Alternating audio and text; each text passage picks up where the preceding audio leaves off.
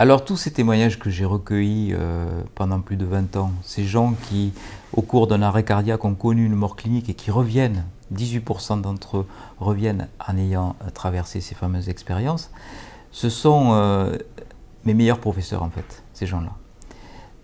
Ils m'ont apporté beaucoup plus que les professeurs d'université et de médecine, me disant comment mon corps fonctionnait, etc. Parce qu'ils vous donnent des leçons de conduite dans la vie en fait. Ils vous montrent que ce qu'il y a de plus important sur une vie terrestre, c'est de savoir aimer les autres. Et quand ils sont dans la lumière, il y a souvent cette question récurrente, qu'as-tu fait de ta vie, comment as-tu aimé les autres? Et ils reviennent transformés. Et leur discours est tellement honnête et puissant qu'ils arrivent à vous convaincre que c'est ça qui compte le plus. Ce qui compte le plus, c'est d'aimer les autres et de savoir donner aux autres, sans attendre forcément un retour. Donc, c'est un enseignement, en fait, que j'aimerais partager. Imaginez que tous les habitants de cette planète soient comme ça. Déjà, ça ne fonctionnerait plus du tout. Hein. Notre société matérialiste occidentale, elle ne fonctionnerait plus. Hein. Je sais pas, ça serait la révolution. Quand on est dans cette logique, ce que vous donnez, vous le recevez, et vous le recevez encore plus. Donc, même si vous ne voulez pas devenir riche de façon matérielle, vous le devenez quand même. C'est comme ça, parce que les gens vous donnent plus quand vous donnez avec votre cœur. C'est une loi, je pense, universelle, ça. Et puis, je n'ai plus peur de la mort du tout. Et ne plus avoir peur de la mort, ça change complètement la vie. Parce que je suis sûr, je ne dirais pas à 99,9% qu'il y a une vie après la mort, je suis sûr à 100%.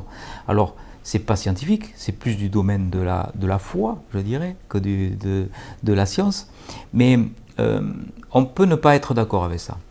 Parce que moi, je considère que nous avons déjà suffisamment de preuves rationnelles pour dire que l'après-vie existe.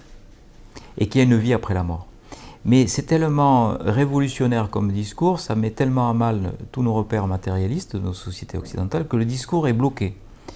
Et ces preuves, on ne veut pas les reconnaître. On préfère balayer d'un revers de main sur la table toutes les preuves plutôt que de les intégrer et d'essayer de comprendre d'une autre façon comment notre conscience fonctionne.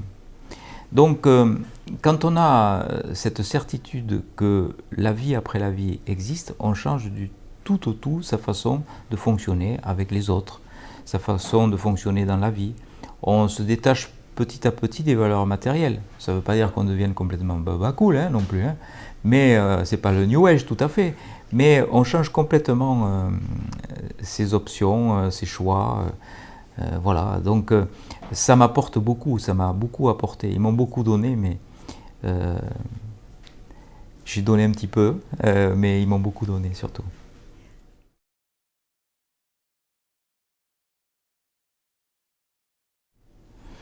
Je pense que progressivement, la science va parvenir à admettre ce principe, qu'une forme de conscience continue après la mort. Voilà comment c'est possible. Ce cas de Pamela Reynolds, par exemple, cette femme qui opérait du cerveau, avec un cerveau refroidi à 15 degrés 5 pour opérer d'un anévrisme cérébral, est capable de voir ce qui se passe dans le champ opératoire, les instruments utilisés par le chirurgien, la conversation qu'il y a eu entre le cardiologue qui était là et le chirurgien, alors qu'elle avait un cerveau refroidi à 15 degrés 5, qui n'avait aucune activité électrique au niveau de son cerveau, potentiel évoqué auditif plat, électroencéphalogramme plat, tout est plat. À cette température, il n'y a aucune possibilité d'avoir le moindre échange biochimique entre deux neurones. Et pourtant, elle a perçu ce qui se passait avec autre chose que son cerveau. Elle a vu avec autre chose que ses yeux, elle a entendu avec autre chose que ses oreilles. Oui, mais avec quoi et comment? C'est pas parce qu'on n'explique pas le phénomène qu'il faut le rejeter en disant ça n'existe pas. Pamela Reynolds, ça n'a jamais existé. Cette opération n'a jamais existé. Là, on a des preuves. Je veux dire, rien que cette preuve-là, documentée avec un carnet de bord où tout est noté scrupuleusement, minute après minute, ce qui se passe. Et Pamela Reynolds qui ressort donc tout ce qu'elle a vécu pendant son opération. Là, c'est vraiment la preuve absolue, que lorsque le cerveau ne fonctionne plus, on est capable d'avoir une conscience ultra performante. Il va falloir que les scientifiques admettent que le modèle matérialiste du cerveau sécréteur de conscience n'est plus valable, tout simplement. Donc le cerveau est un simple émetteur-récepteur d'informations, de conscience, et lorsque le cerveau s'arrête de fonctionner, eh ben, j'aime bien l'image du poste de télévision ou de radio, eh ben, le programme continue.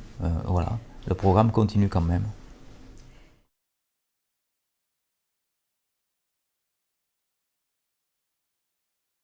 En fait, ce qui est très difficile, c'est de donner une définition de la conscience. Moi, je pense qu'il faut séparer deux formes de conscience. Une conscience que j'appellerais la conscience analytique et une autre forme de conscience que j'appellerais la conscience intuitive. La conscience analytique, en fait, c'est ce qui nous permet de nous situer dans le temps et dans l'espace et de faire en sorte qu'on sache qui on est.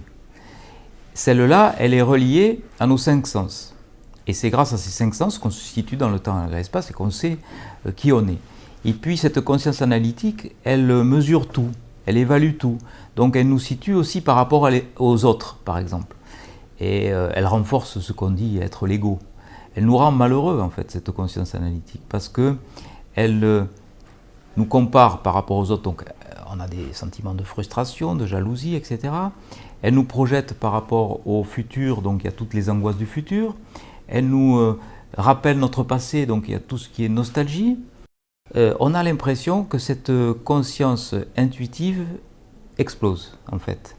La conscience analytique est progressivement mise en sourdine. Au début, la personne se situe dans l'espace dans lequel elle se trouve. Elle situe son corps, elle se voit. Puis très rapidement, elle passe dans un tunnel, et là, il y a une expansion de conscience formidable. Elle est dans la lumière d'amour inconditionnel, elle a accès à l'omniscience. On a la sensation que ces personnes, quand elles sont en état de mort clinique, elles ont la capacité d'être présentes très près des personnes qu'elles chérissent, comme si elles étaient appelées quelquefois aussi par les gens qui restent sur cette planète. Elles se sentent appelées et puis elles ressentent le chagrin des autres. Elles sont très malheureuses de nous voir tristes, alors qu'elles elles sont dans un bonheur inconditionnel. Ça aussi, c'est quand même assez surprenant. C'est un petit peu vexant aussi pour nous, parce que nous, on est très malheureux de les voir partir de l'autre côté. Et puis, elles, ces personnes, quand elles sont de l'autre côté, elles sont très heureuses. Elles n'ont qu'un seul, un seul malheur, c'est de nous voir tristes. Voilà. Donc, c'est normal, nous, on pleure nos êtres chers. Bon. Mais elles sont dans un tel amour, la puissance de cet amour est tellement énorme que ça balaie d'un revers de main tous nos amours terrestres. C'est dire là, quand même la puissance qui nous attend, la puissance de cet amour qui nous attend de l'autre côté. Ça fait vraiment pas peur de mourir quand on les écoute. Maintenant, il ne faut pas non plus avoir envie de les rejoindre tout de suite. Parce que les gens qui ont connu cette expérience n'ont pas du tout envie de se suicider. Au contraire, ils savourent la vie d'une autre façon. Ils se détachent des valeurs matérielles de cette planète et ils sont beaucoup plus dans la spiritualité qu'avant, quoi. Pas dans la religiosité forcément, mais dans la spiritualité.